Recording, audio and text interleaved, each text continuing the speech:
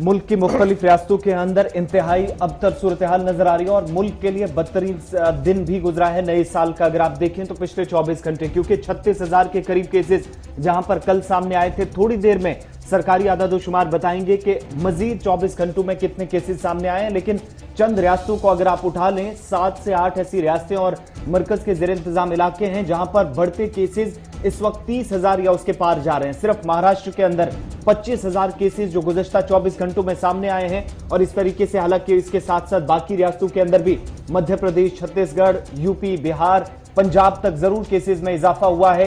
दिल्ली के अंदर भी योमिया 500 से 600 केसेस रिपोर्ट हुए हैं। इंतहाई अबतर सूरत हाल नजर आ रही है। मगर इन सब के बीच में सबसे खतरनाक चीज जो है, मुख्तलिफ रियासतों के अंदर केसेस 30 से 35,000 तो पहुंच गए हैं। लेकिन ये चंद रियासतों के हैं। 10 से 12 रियासतें और यूनियन टेरिटरीज अभी बाकी हैं जहां की अभी रिपोर्ट्स आना बाकी हैं। और 5 से 6 रियासतों के आंकड़े जो आदादोशुमार है वो ये बताते हैं कि मजीद केसेस आने वाले कुछ दिनों में बढ़ सकते हैं। और नाइट कर्फ्यू का अब छत्तीसगढ़ समेत मुख्तलिफ हिस्सों के अंदर, मध्य प्रदेश में भी जहां पर नाइट कर्फ्यू का ऐलान किया गया है, पंजाब के पहले 20 डिस्ट्रिक्ट्स में नाइट कर्फ्यू का ऐलान है। वहीं पर अब महाराष्ट्र के अंदर जहां पर पिछले 24 घंटों में मजीद 20,000 से ज्यादा केसेस रिपोर्ट हुए, तो उसके बाद सिर्फ एक हिस्सा पालघर डिस्ट्रिक्ट, जहां पर कल भी हमने आपको बताया था कि एक ही स्कूल से 30 तलबा और एक उस्ताद कोविड पॉजिटिव पाया गया, जिसके बाद स्कूल और कॉलेजेस को यहां बंद करना पड़ा। और आज मजीद इसमें इकदाम करने पड़ सकते हैं, चूंकि थोड़ी देर में सरकारी आदादोशुमार बताएंगे कि महाराष्ट्र के अंदर मजीद कितने केसेस और मुख्तलिफ रियासतों के अंदर कितने केसेस सामने आए हैं। लेकिन पिछले 24 घंटे साल 2021 के मुल्क के लिए सबसे बदतरीन गुजरे हैं, क्योंकि 36,000 केस का आंकड़ा साल 2021 में पहली बार गया है।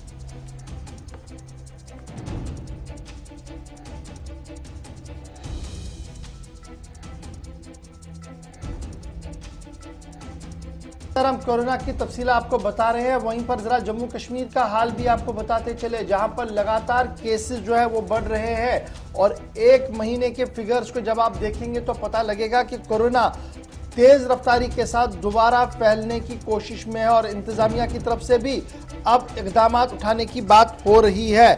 जम्मू कश्मीर के अंदर नए 140 केसेस सामने आए हैं, जिनमें एक की मौत की भी खबर है। इधर यूनियन टेरिटरी जम्मू कश्मीर के चीफ सेक्रेटरी ने वैक्सीन कारी के अमल को तेज करने की भी जरूरत पर जोर दिया है। और मैकेनिज्म चलाने वाले, यानी जो लोग इस निज़ाम को चला रहे हैं, उन्हें कहा गया है कि तेजी के साथ वैक्सीन कारी के अमल को आगे बढ़ाया जाए। अब जम्मू कश्मीर समेत जब लद्दाख यूनियन टेरिटरी पर भी आप नजर डालेंगे तो वहां पर भी लगातार केसेस के आने का सिलसिला है। और वहां पर भी वैक्सीन कारी के हवाले से काम करने की अशद जरूरत महसूस की जा रही है। जहां पर हम ये आपको बता रहे हैं कि मुल्क के लिए सबसे खराब दिन गुजरा है, तो जम्मू कश्मीर के लिए भी ये दिन कोई अच्छा नहीं गुजरा है। 24 घंटों में यहां भी 140 केसेस, जो अब तक के 2021 के सबसे ज्यादा केसेस हैं।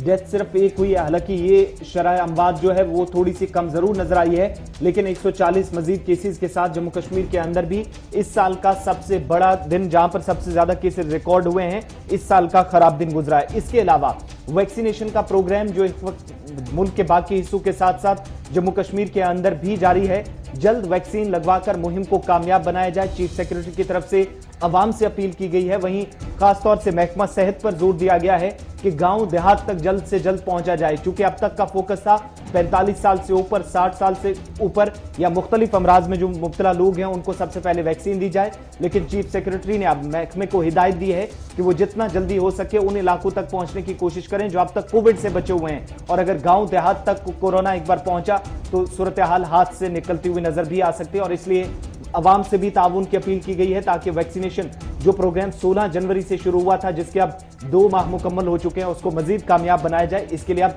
इंतजामिया भी अवाम से ताउन की अपील कर रही है।